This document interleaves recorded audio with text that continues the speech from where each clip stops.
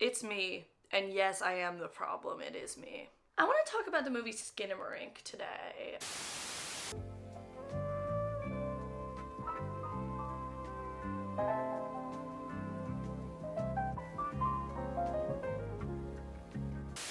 I love horror movies. I am a horror movie hoe. I watch so many of them, and I go to horror movies by myself as a form of relaxation. You might be asking, Maya, are you okay? And the answer is a definitive no. SKINAMARINK. I was so excited about it because everyone was like, oh, it's the scariest movie that's come out in 10 years. I couldn't shake it. It's terrified me to the bone. I haven't seen a movie that scared me in a really, literally since I was 16. I watched The Exorcist and it ruined my life for 6 months and released a tidal wave of terror. And I think it literally released every single ounce of fear I have in my body because I've never felt anything like that ever since. When I see something that's like, this will scare the shit out of you, I'm like, say less, count me in, we're going. So this movie was created on an extremely low budget and they filmed it in the director's childhood home. The whole thing is on 8mm. The grain, she's high. Grain is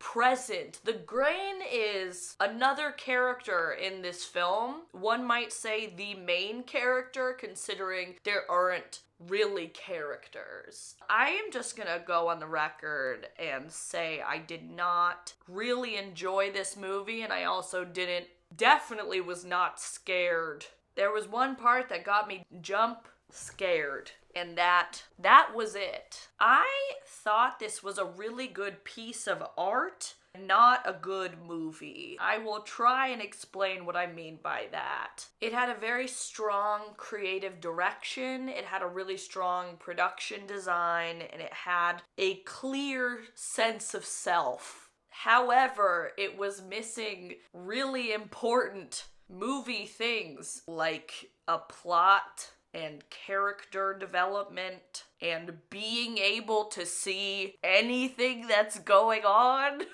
The grain is so high in this movie that it was like watching a million worms for 100 minutes. It was literally like the whole time. And then it was like 10 seconds of the corner of a room. Cut. 10 seconds of a young boy's shoe. Cut. 10 seconds of a couch. And it's like that for 100 minutes. And then you hear this like 4-year-old being like, I feel you And then it has subtitles that are like, Papa.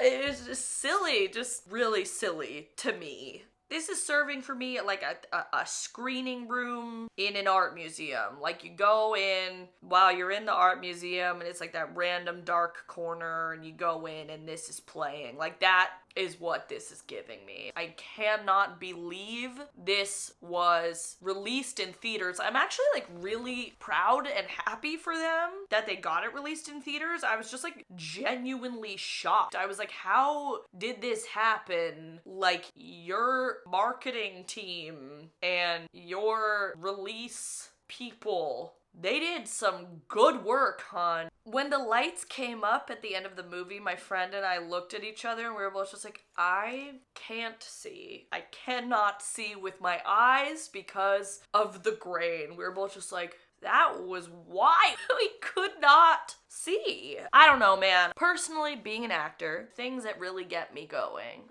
Deep characters, good dialogue, character development. There are a lot of horror movies that do that. That's absolutely not to say that movies without those things are bad. You can definitely make a good movie without strong characters and good dialogue. This movie, it was a combo of none of the things I just said, also not being able to see and there being no narrative structure whatsoever, and it just lost me. And I really was in it the whole time. I was in for the ride, and then the ride ended, and I was like, that was kind of a boring ride. Sorry, I said it. Again, I really appreciate and honor and admire the director's vision. Lots of strong choices. As I say all the time, I love when you commit to the bit. I really do.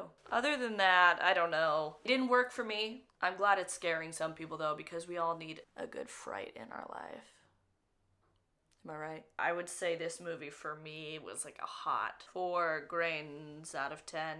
If you like this video, like and subscribe, and I will be back for more of this rambling. Bye!